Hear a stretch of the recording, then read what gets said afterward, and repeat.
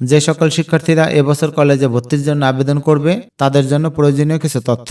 এই বছর অর্থাৎ 2025 সালে যারা এসএসসি পাশ করেছে তাদের সাথে সাথে 2024 এবং 2023 সালের এসএসসি পাশ করা শিক্ষার্থীরা এবং উন্মুক্ত বিশ্ববিদ্যালয় থেকে পাশ করা শিক্ষার্থীরাও কলেজে ভর্তির জন্য আবেদন করতে পারবে। মাদ্রাসা শিক্ষা বোর্ড, কারিগরি শিক্ষা বোর্ড থেকে এসএসসি অর্থাৎ ভোকেশনাল এবং দাখিল ভোকেশনাল পরীক্ষায় উত্তীর্ণ শিক্ষার্থীরাও কলেজে আবেদন করতে পারবে।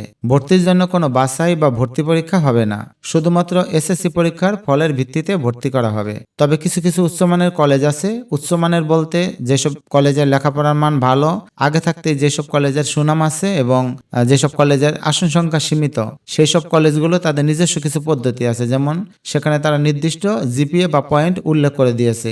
সেই পয়েন্ট না পেলে ওইসব কলেজে আবেদন করা যাবে না, অথবা হয়তো আবেদন করতে পারবে কিন্তু ওই নির্দিষ্ট পয়েন্ট পাওয়া শিক্ষার্থীদেরই ভর্তি নেবে, যেহেতু তাদের আসন সংখ্যা সীমিত। ইতোমধ্যে আবেদন কিন্তু শুরু হয়েছিল 24শে জুলাই, সেটা বন্ধ করে দেওয়া হয়েছে এবং নতুন করে তারিখ নির্ধারণ করা হয়েছে 30 জুলাই। প্রথম ধাপে আবেদন শুরু হবে 30 জুলাই এবং এটা চলবে 11 আগস্ট পর্যন্ত। আর এই আবেদনের রেজাল্ট দেওয়া হবে 20 আগস্ট রাত 8টার মধ্যে। কেউ যদি তার পছন্দের কলেজে চান্স পেয়ে যায় তাহলে নিশ্চয়ন করতে হবে 20 থেকে 22 আগস্টের মধ্যে। যদি নিশ্চয়ন না করে তাহলে দ্বিতীয় ধাপে তাকে আবেদন করতে হবে, আর সেই আবেদনের তারিখ হচ্ছে 23 থেকে 25 আগস্ট।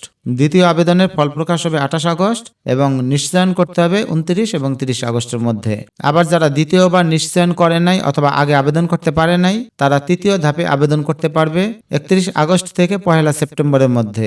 তৃতীয় ধাপের আবেদনের ফল প্রকাশ হবে 3 সেপ্টেম্বর। নিশ্চয়ন করতে হবে 3 থেকে 4 সেপ্টেম্বরের মধ্যে এবং এখানেই কিন্তু নিশ্চয়ন শেষ, এরপরে আর আবেদন গ্রহণ করা হবে না। আবার চাইলে নিজে থেকে কলেজে গিয়ে আবেদন করা যাবে না, কারণ সকল আবেদন করতে হবে অনলাইনে। আবেদন যাচাই বাছাই এবং মাইগ্রেশন সব শেষ হওয়ার পরে ভর্তি শুরু হবে 7 থেকে 14 সেপ্টেম্বর পর্যন্ত এবং কলেজে ক্লাস শুরু হবে 15 সেপ্টেম্বর। এখানে উল্লেখ করা প্রয়োজন যে বাংলাদেশে যতগুলো কলেজ আছে তার থেকে শিক্ষার্থীর সংখ্যা কম, তাই সবাই কলেজে ভর্তি হতে পারবে। তবে নিজের পছন্দের কলেজ বা সরকারি কলেজ নাও পেতে পারে, কারণ সেটা রেজাল্টের উপর নির্ভর করে। তবে সর্বনিম্ন 5টা কলেজে অ্যাপ্লাই করতে হবে, সর্বোচ্চ 10টা কলেজে আবেদন করা যাবে। আবেদন করতে 220 টাকা সরকারি খরচ, আর যদি নিজে নিজে আবেদন করে তাহলে এই টাকাই খরচ হবে। তবে কেউ যদি কম্পিউটারের দোকানে বা অন্য কারো সাহায্য নিয়ে আবেদন করে, তিনি হয়তো একটা ফি বা একটা এক্সট্রা চার্জ রেখে দিবেন, সেক্ষেত্রে কত হবে 220 টাকার সাথে সেটা যোগ হবে।